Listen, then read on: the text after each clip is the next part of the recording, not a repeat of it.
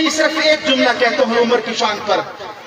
قرآن میں مثلہم فی التوراۃ ومثلہم فی الانجیل، ان کی تو تورات اور انجیل میں مثالیں ہیں. حضرت عمر 19 سال کے تھے، صرف 19 سال کے تھے.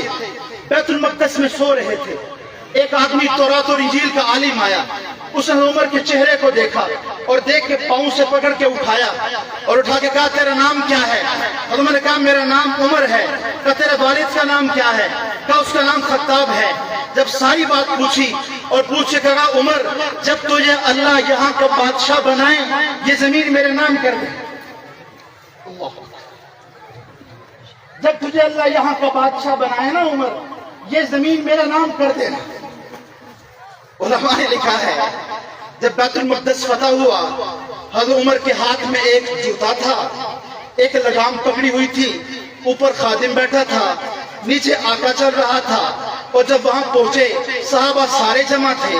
ایک بدو سا آیا، حضرت عمر کے قریب جا کے اس نے کچھ جملے کہے. حضرت عمر اس کو سنتے رہے. سننے کے بعد کہا میرے باپ کی زمین نہیں ہے تیرے نام کر دو. صحابہ نے کہا ہم سمجھ نہ سکے یہ کیا کہتا رہا آپ کے سامنے.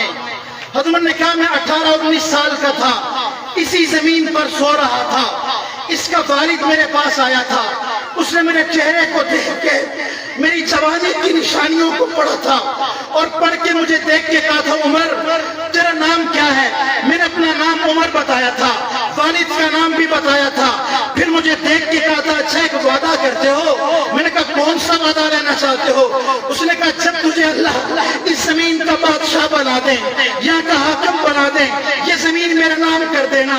حضرت عمر کہتا بکریاں ہمیں چرانے نہیں آتی تھی، والد کے تھپڑ ہم کھاتے تھے، 2-4 بکریوں کے رکھوانے نہیں کرتے تھے، زمانے بھر کے جاہل لوگ تھے. میں نے کہا کہ یہ مجھے کون بادشاہ بناتا ہے؟ اس نے کہا جب تجھے بنا دیں تو تب میرا نام کر دینا. میں نے ایسے محبت میں بادشاہانہ انداز میں لکھ دیا کہ بادشاہ بنا دوں گا. آج اللہ نے حضور کی غلامی کی برکت سے مجھے یہاں کا بادشاہ بنایا ہے. وہ خود تو نہ سکا، وہ مرگل موت میں ہے. اس نے اپنے بیٹے کو بھیج کے کہا جاؤ دیکھ کے آؤ اللہ نے عمر کو فاتح بنا دیا ہے یا نہیں بنایا. اس نے عمر کے چہرے کو دیکھ کے کہا عمر یہ میرے والد نے چٹھی بھیجی ہے، یہ میرے والد نے خط بھیجا ہے، اپنا وعدہ وفا کرو. حضرت عمر نے کہا یہ میرے والد کی میرے باپ کی زمین نہیں ہے، میں تیرے حوالے کر دوں. یہ عمر وہ تھے جن کو بکریاں چرانے کو نہیں آتی تھی. محمد کی غلامی کی وجہ سے اتنی عزت ملی ہے، صرف قرآن نہیں تورات میں ان کے تذکروں کو بیان کرتے رہے. سبحان اللہ.